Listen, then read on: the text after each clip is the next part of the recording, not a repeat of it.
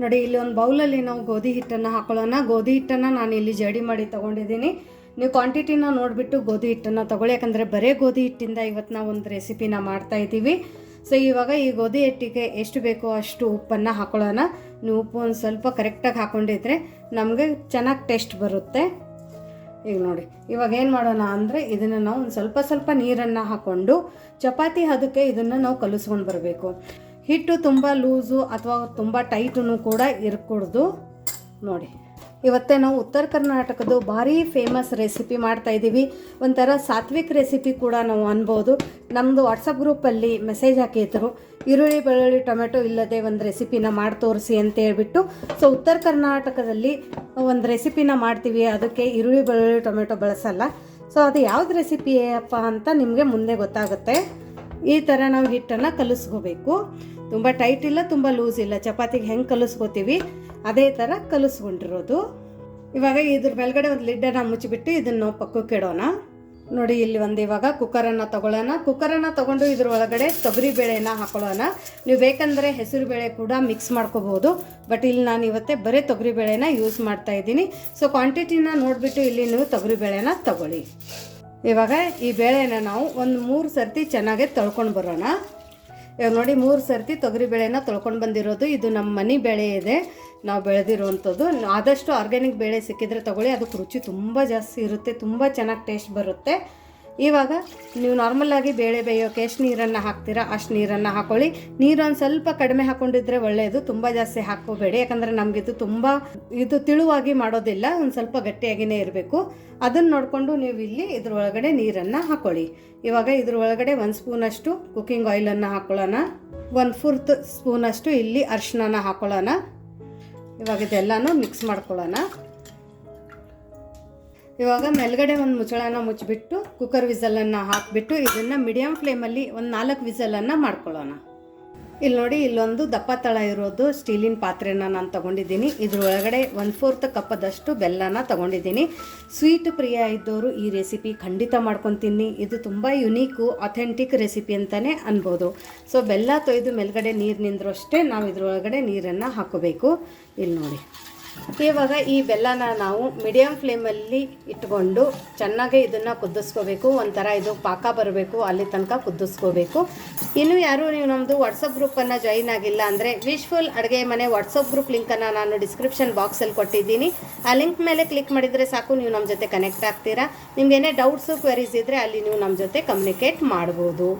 ಹಾಗೂ ನಿಮ್ಗೆ ವಿಶ್ವಲ್ ಅಡುಗೆ ಮನೆದು ಉತ್ತರ ಕರ್ನಾಟಕದ ಸ್ಪೆಷಲ್ ಮಸಾಲೆ ಖಾರ ಆಗಿರ್ಬೋದು, ಕೆಂಪು ಖಾರದ ಪುಡಿ ಆಗಿರ್ಬೋದು, ಉತ್ತರ ಕರ್ನಾಟಕದ ಸ್ಪೆಷಲ್ ಚೂಡ ಆಗಿರ್ಬೋದು, ಸ್ನ್ಯಾಕ್ಸ್ ಐಟಮ್ಸ್ ಆಗಿರ್ಬೋದು, ಕೆಂಪು ಖಾರದ ಪುಡಿ ಆಗಿರ್ಬೋದು, ಹಾಸನ್ ಬೆಂಗಳೂರದು ಅಥೆಂಟಿಕ್ ಸಾಂಬಾರು ಪುಡಿ ಆಗಿರ್ಬೋದು, ಏನಾದರೆ ಬೇಕಂದರೆ ಡಿಸ್ಕ್ರಿಪ್ಷನ್ ಬಾಕ್ಸಲ್ಲಿ ವಾಟ್ಸಪ್ ನಂಬರನ್ನು ಕೊಟ್ಟಿದ್ದೀವಿ. ಆ ವಾಟ್ಸಪ್ ನಂಬರ್ಗೆ ನೀವು ಮೆಸೇಜ್ ಮಾಡಿದರೆ ನಿಮಗೆಲ್ಲ ಡೀಟೇಲ್ಸ್ ಸಿಗುತ್ತೆ. ನೋಡಿ ಇಲ್ಲಿ ಬೇಳೆದೊಂದು ವಿಸಲ್ ಆಯಿತು. ಇವಾಗ ಇಲ್ಲಿ ಪಾಕ ಕೂಡ ಕುದ್ದಿದೆ. ನೋಡಿ ಇದ್ರ ಕಲರ್ ಇವಾಗ ಒಂದು ಸ್ವಲ್ಪ ಚೇಂಜ್ ಆಗ್ತಾ ಇದೆ, ಇಲ್ಲಿ ನೋಡ್ಬೋದು. ಇದು ಏನೋ ಒಂದು ಅರ್ಧ ನಿಮಿಷ ಕುದ್ರೆ ಸಾಕು, ಇದು ಕರೆಕ್ಟಾಗಿ ಕನ್ಸಿಸ್ಟೆನ್ಸಿಯಲ್ಲಿ ಬರುತ್ತೆ. ಈ ಕನ್ಸಿಸ್ಟೆನ್ಸಿ ಬಂದರೆ ಸಾಕು, ಪಾಕದ ಕನ್ಸಿಸ್ಟೆನ್ಸಿ ಇಲ್ಲಿ ಚೇಂಜ್ ಆಗಿರುತ್ತೆ. ನೋಡಿ ಸ್ವಲ್ಪ ಗಟ್ಟಿಯಾಗಿರುತ್ತೆ.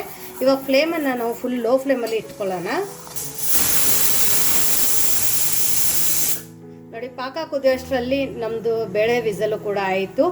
ಇವಾಗ ಇದ್ರ ಒಳಗಡೆ ಇಲ್ಲಿ ಒಣ ಕೊಬ್ಬರಿನ ತುರಿದು ಬಿಟ್ಟು ಹಾಕೋತಾ ಇದ್ದೀನಿ. ಒಂದು ಅರ್ಧ ಸ್ಪೂನಷ್ಟು ಪೆಪ್ಪರ್ ಪೌಡರನ್ನು ಹಾಕೊಳ್ಳೋಣ. ಮೆಣಸಿನ ಪುಡಿ, ಒಂದು ಸ್ವಲ್ಪ ಏಲಕ್ಕಿ ಪುಡಿನೂ ಕೂಡ ಹಾಕೊಳ್ಳೋಣ. ಇಷ್ಟು ಹಾಕೊಂಡ್ಬಿಟ್ಟು ನೀಟಾಗಿ ಮಿಕ್ಸ್ ಮಾಡಿ ಫ್ಲೇಮನ್ನು ಇವಾಗ ಆಫ್ ಮಾಡ್ಕೊಳ್ಳೋಣ. ತುಂಬ ಜಾಸ್ತಿ ಕುದಿಸಿದ್ರೆ ಇದು ಗಟ್ಟಿಯಾಗಿ ಕ್ಯಾರಮಲ್ ಆಗುತ್ತೆ, ಅಷ್ಟು ಆಗೋಕ್ಕೆ ನಾವು ಬಿಡಬಾರ್ದು. ಜಸ್ಟ್ ಗಟ್ಟಿ ಆದರೆ ಸಾಕು. ನೋಡಿ ಇವಾಗ ಇದು ಕರೆಕ್ಟ್ ಕನ್ಸಿಸ್ಟೆನ್ಸಿಯಲ್ಲಿ ಬಂದಿದೆ. ಇವಾಗ ನಾವು ಇದನ್ನು ಪಕ್ಕಕ್ಕೆ ಇಡೋಣ. ಇವಾಗ ನೋಡಿ ಇಲ್ಲೊಂದು ಇಡ್ಲಿ ಪಾತ್ರೆನ ತಗೊಂಡು ಇಡ್ಲಿನ ಬೇಯೋಕೆ ಎಷ್ಟು ನೀರನ್ನು ಹಾಕ್ತೀರಾ ಅಷ್ಟು ನೀರನ್ನು ಇದ್ರೊಳಗಡೆ ಹಾಕೊಳ್ಳೋಣ. ಆಮೇಲೆ ಲೋ ಫ್ಲೇಮಲ್ಲಿ ಮೇಲ್ಗಡೆ ಒಂದು ಮುಚ್ಚಳನ ಮುಚ್ಚಿ ಇದನ್ನು ಕುದಿಯೋಕ್ಕಿಡೋಣ.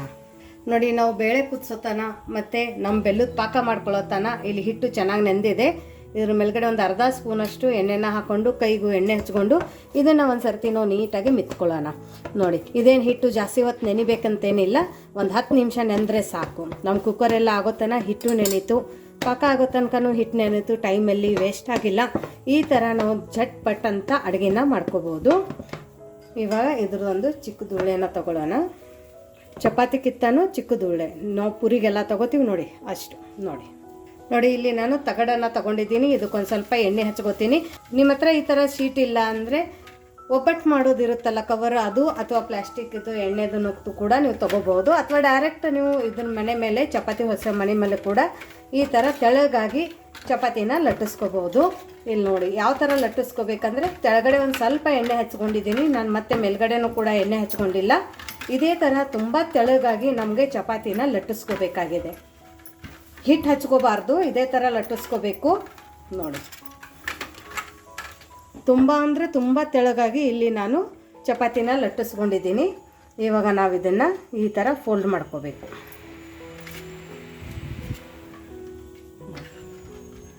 ಈ ಥರ ಫೋಲ್ಡ್ ಮಾಡಿಕೊಂಡು ಇವಾಗ ನಾವು ಇದನ್ನು ನೋಡಿ ಇಡ್ಲಿ ಪಾತ್ರೆಯಲ್ಲಿ ನೀರು ಕೂಡ ಇವಾಗ ಚೆನ್ನಾಗಿ ಬಿಸಿಯಾಗಿದೆ. ಇವಾಗ ಇದ್ರ ಒಳಗಡೆ ಇಡ್ಲಿ ಪ್ಲೇಟನ್ನು ಇಟ್ಕೊಳ್ಳೋಣ. ಇದಕ್ಕೆ ನಾನು ಎಣ್ಣೆ ಒರೆಸ್ಕೊಂಡಿದ್ದೀನಿ. ಇದ್ರ ಮೇಲ್ಗಡೆ ನಾವು ಮಾಡ್ಕೊಂಡಿರೋಂಥ ಎಲ್ಗಡ್ಬನ್ನು ಇಡೋಣ. ಇದಕ್ಕೆ ಗೋಧಿ ಹಿಟ್ಟಿಂದು ಸಪ್ಪಂದು ಎಲ್ಗಡ್ಬು ಅಂತ ಕರಿತೀವಿ ನೋಡಿ. ಒಂದರಲ್ಲಿ 3 ಈ ಥರ ಹಿಡಿಸುತ್ತೆ. ಇವಾಗ ಇದ್ರ ಮೇಲ್ಗಡೆ ಇನ್ನೊಂದು ಪ್ಲೇಟನ್ನು ಇಟ್ಟು ಇದ್ರ ಮೇಲ್ಗಡೆನೂ ಕೂಡ ಅದೇ ಥರ ಇಟ್ಕೊಳ್ಳೋಣ. 9 ಎಲ್ಗಡ್ಬು ಒಂದೇ ಸರ್ತಿಗೆ ಸ್ಟೀಮ್ ಆಗುತ್ತೆ. ಒಂದಕ್ಕೊಂದು ಅಂಟಿದ್ರೂ ಸಮಸ್ಯೆ ಇಲ್ಲ. ನೀವು ಇಟ್ಟು ದೊಡ್ಡ ಸೈಜ್ ಬೇಡ ಅಂದರೆ ಚಿಕ್ಕ ಸೈಜಲ್ಲಿನೂ ಕೂಡ ಮಾಡ್ಕೋಬೋದು. ಇವಾಗ ಇದ್ರ ಮೇಲ್ಗಡೆ ಲಿಡ್ಡನ್ನು ಮುಚ್ಚೋಣ. ನಾವು ಇಡ್ಲಿ ಎಲ್ಲ ಯಾವ ಥರ ಸ್ಟೀಮ್ ಮಾಡ್ತೀವಿ ಅದೇ ಥರ ಇಲ್ಲಿ ಸ್ಟೀಮ್ ಮಾಡಬೇಕು. ಇದನ್ನು ಮೀಡಿಯಮ್ ಫ್ಲೇಮಲ್ಲಿ ಇಟ್ಕೊಂಡು ನಾವು 5 ರಿಂದ 6 ನಿಮಿಷ ಸ್ಟೀಮ್ ಮಾಡ್ಕೊಂಡು ಬರೋಣ. ನೋಡಿ ಅಲ್ಲಿ ನಮಗೆ ಎಲ್ಗಡ್ಬು ಇಡ್ಲಿ ಪಾತ್ರೆಯಲ್ಲಿ ಸ್ಟೀಮ್ ಆಗೋ ತನಕ ಇಲ್ಲಿ ನಮ್ಮ ರಿಸರ್ವ್ ಕೂಡ ತಣ್ಣಗಾಗಿದೆ. ಇದನ್ನು ಒಂದು ಸರ್ತಿ ಮಿಕ್ಸ್ ಮಾಡ್ಕೊಳ್ಳೋಣ. ನೋಡಿ ಬೇಳೆ ಇಟ್ಟು ತುಂಬ ಚೆನ್ನಾಗಿ ಬೈದಿದೆ ಬೇಳೆ. ಇಲ್ಲಿ ನೋಡಿ ಇವಾಗ ಈ ಥರ ಮಜ್ಜಿಗೆ ಕಟ್ಟಿಯೋದ್ರಲ್ಲಿ ಇದನ್ನು ನೀಟಾಗಿ ಮಿಕ್ಸ್ ಮಾಡ್ಕೊಳ್ಳೋಣ. ಇವಾಗ ಇದು ತುಂಬ ಜಾಸ್ತಿ ಗಟ್ಟಿ ಇದೆ, ಹಾಗಾಗಿ ಇದ್ರ ಒಳಗಡೆ ನಾವು ಬಿಸಿ ನೀರನ್ನೇ ಹಾಕೋಬೇಕು, ಕೋಲ್ಡ್ ನೀರನ್ನು ಹಾಕೋಬಾರ್ದು. ನೋಡಿ ಕನ್ಸಿಸ್ಟೆನ್ಸಿನ ನೋಡಿಕೊಂಡು ಸ್ವಲ್ಪ ಬಿಸಿ ನೀರನ್ನು ಹಾಕೊಳ್ಳೋಣ. ತುಂಬ ಲೂಸ್ ಇರಬಾರ್ದು, ಸ್ವಲ್ಪ ಗಟ್ಟಿನೇ ಇರಬೇಕು.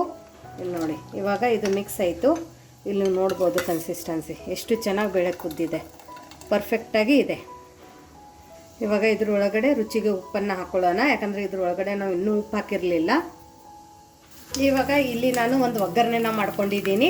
ಇದ್ರ ಒಳಗಡೆ ಎಣ್ಣೆ, ಜೀರಿಗೆ, ಸಾಸಿವೆ, 2 ಹಸಿ ಮೆಣಸಿನ್ಕಾಯಿ ಇದೆ, 2 ಒಣಮೆಣಸಿನ್ಕಾಯಿ ಇದೆ, ಕರಿಬೇವು ಇದೆ, ಒಂದು ಸ್ವಲ್ಪ ಹಿಂಗಿದೆ. ನೀವು ಬೇಕಂದರೆ ಇದಕ್ಕೆ ತುಪ್ಪದ ಒಗ್ಗರಣೆ ಕೂಡ ಕೊಡ್ಬೋದು, ಬಟ್ ಇಲ್ಲಿ ನಾನು ಎಣ್ಣೆ ಒಗ್ಗರಣೆನ ಕೊಟ್ಟಿದ್ದೀನಿ. ಇವಾಗ ಇದ್ರೊಳಗಡೆ ಒಂದು ಸ್ವಲ್ಪ ಕೊತ್ತಂಬರಿ ಸೊಪ್ಪನ್ನು ಹಾಕ್ಕೊಂಡು ನೀಟಾಗಿ ಮಿಕ್ಸ್ ಮಾಡ್ಕೊಳ್ಳೋಣ. ಆಲ್ರೆಡಿ ನಾವು ಬಿಸಿ ನೀರೇ ಹಾಕಿ ಇಲ್ಲಿ ಬೇಳೆನ ಅಳಸ್ ಮಾಡ್ಕೊಳ್ಳೋದ್ರಿಂದ ಮತ್ತೆ ಇದನ್ನು ಕುದಿಯೋಕೆ ಇಡಬೇಕಂತೇನಿಲ್ಲ. ನೀವು ಇದೇ ಥರ ಊಟ ಮಾಡ್ಬೋದು. ನೋಡಿ ಇದೆಲ್ಲ ತುಂಬ ಟೆಂಪ್ಟಿಂಗ್ ಇದೆ, ತುಂಬ ಸಖತ್ತಾಗಿದೆ. ನಿಮಗೆ ನೋಡಿ ಇದು ಸಪ್ಪನ್ ಬೇಳೆ ಅಂತ ಇದಕ್ಕೆ ಕರಿತೀವಿ. ಬೆಳ್ಳುಳ್ಳಿ ತಿನ್ನೋರು ಬೆಳ್ಳುಳ್ಳಿ ಒಗ್ಗರಣೆನ ಹಾಕೋಬೋದು, ಬಟ್ ಯೂಶ್ವಲಿ ನಾವು ಈ ಥರ ಎಲ್ಗಡ್ಬು ಜೊತೆ ಇದೇ ಥರ ಒಗ್ಗರಣೆನ ಹಾಕೋತೀವಿ. ಇದ್ರ ಒಳಗಡೆ ಒಂದು ಸ್ವಲ್ಪ ಬೇಕಂದರೆ ಲಿಂಬೆ ರಸನ ಹಿಂಡ್ಕೊಂಡು ನೀವು ತಿನ್ಕೋಬೋದು. ಸೊ ಇವಾಗ ನಮ್ದು ಇದು ಬೇಳೆ ಸಪ್ಪನ್ ಬೇಳೆ ಒಗ್ಗರಣೆ ರೆಡಿಯಾಗಿದೆ. ಇದನ್ನು ನಾವು ಪಕ್ಕಕ್ಕೆ ಇಡೋಣ. ನಿಮ್ಗೆ ಊಟ ಮಾಡೋದು ಇನ್ನೂ ಲೇಟ್ ಇದೆ ಅಂದರೆ ಆ ಟೈಮಲ್ಲಿ ಇದನ್ನು ನೀವು ಮತ್ತೆ ಬಿಸಿ ಮಾಡ್ಕೋಬೋದು. ಇವಾಗ ನಾವು ಇದನ್ನು ಬೇಳೆನ ಪಕ್ಕಕ್ಕೆ ಇಡೋಣ. ಇಲ್ಲಿ ನೋಡಿ ನಮ್ಮ ಬೇಳೆ ಒಗ್ಗರಣೆ ಆಗೋ ತನಕ ಇಲ್ಲಿ ನಮ್ಮದು ಎಲ್ಗಡ್ಬು ಕೂಡ ಚೆನ್ನಾಗಿ ಸ್ಟೀಮ್ ಆಗಿದೆ. ವಾವ್, ಪರ್ಫೆಕ್ಟಾಗಿ ಸ್ಟೀಮ್ ಆಗಿದೆ. ಇದನ್ನು ನಾವು ಈ ಥರ ತಕ್ಕೊಳ್ಳೋಣ. ನೋಡಿ ತೆಳಗಡೆ ಕೂಡ ಅಂಟಂಗಿಲ್ಲ, ಅಷ್ಟು ಚೆನ್ನಾಗಿ ಬರುತ್ತೆ. ಯಾಕಂದರೆ ಚೆನ್ನಾಗಿ ಸ್ಟೀಮ್ ಆದರೆ ಅಂಟೋದಿಲ್ಲ. ನೋಡಿ ಇಡ್ಲಿ ಪಾತ್ರೆಗೂ ಅಂಟಿಲ್ಲ, ಒಂದಕ್ಕೊಂದು ಕೂಡ ಅಂಟಿಲ್ಲ.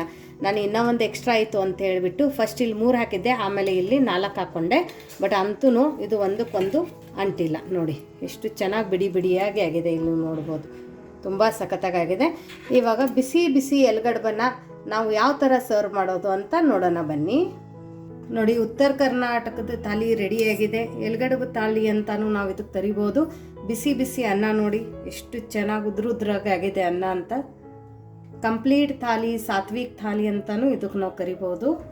ಬಿಸಿ ಬಿಸಿ ಅನ್ನಕ್ಕೆ ನಾವು ಮಾಡ್ಕೊಂಡ್ರು ಅಂತ ಸಪ್ಪನ್ ಬ್ಯಾಳಿ ಒಗ್ಗರ್ಣಿ ನೋಡಿ, ವಾವ್ ಸಖತ್ತಾಗಿರುತ್ತೆ ಈ ಕಾಂಬಿನೇಷನು. ಈ ಥರ ಸರ್ವ್ ಮಾಡಿ. ಇವಾಗ ಹಾಕೊಳ್ಳೋಣ ನಮ್ಮದು ಬೆಲ್ಲದ ಪಾಕ. ಕೆಮ್ಮು, ನೆಗಡಿ, ಜ್ವರ ಇದ್ದಾಗ ಈ ಥರ ಒಂದು ಪಾಕನ ಮಾಡ್ಕೊತೀನಿ. ಇವಾಗ ಈ ಪಾಕದ ಒಳಗಡೆ ತುಪ್ಪ ಅಂತೂ ಹಾಕ್ಕೊಳ್ಳಿ. ಕೆಮ್ಮಿದೆ ನಾವು ತುಪ್ಪ ತಿನ್ನಲ್ಲ ಅಂದವರು ತುಪ್ಪನ ಸ್ಕಿಪ್ ಮಾಡಿ, ಬಟ್ ತುಪ್ಪ ಹಾಕ್ಕೊಂಡು ತಿಂದರೆ ಮಾತ್ರ ಸಖತ್ತಾಗಿರುತ್ತೆ. ಈ ಅನ್ನದ ಮೇಲೇನೂ ಒಂದು ಸ್ವಲ್ಪ ತುಪ್ಪನ ಹಾಕ್ಕೊಳ್ಳೋಣ. ಇವಾಗ ಇಲ್ಲಿ ತಗೊಳ್ಳೋಣ ನಮ್ಮ ಮನೆಯಲ್ಲಿ ಮಾಡ್ಕೊಂಡಿರೋಂಥ ಮಾವಿನಕಾಯಿ ಉಪ್ಪಿನಕಾಯಿ. ತುಂಬ ಸಖತ್ತಾಗಿ ಟೇಸ್ಟ್ ಕೊಡುತ್ತೆ. ಇವಾಗ ನೀಡ್ಕೊಳ್ಳೋಣ ಬೆಳ್ಳುಳ್ಳಿ ಇಲ್ಲದೆ ಮಾಡ್ಕೊಂಡಿರುವಂಥ ಕಡಲೆ ಬೀಜದ ಚಟ್ನಿ ಪುಡಿ. ಇದಕ್ಕೆ ಶೇಂಗಾ ಹಿಂಡಿ ಕೂಡ ಅಂತೀವಿ. Best combination. ಪಲ್ಯನೇ ಬೇಕಂತೇನಿಲ್ಲ, ನೀವು ಈ ಥರ ಒಂದು ಸರ್ತಿ ಮಾಡಿಕೊಡಿ, ಡೈಲಿ ಇದನ್ನೇ ಕೇಳ್ತಾರೆ. ಇವಾಗ ಹಾಕೋಣ ಇಲ್ಲಿ ನಮ್ಮದು ಉತ್ತರ ಕರ್ನಾಟಕದ ಸ್ಪೆಷಲ್ ಎಲೆಗಡುಬು. ನೋಡಿ ಸಖತ್ತಾಗಿರುತ್ತೆ.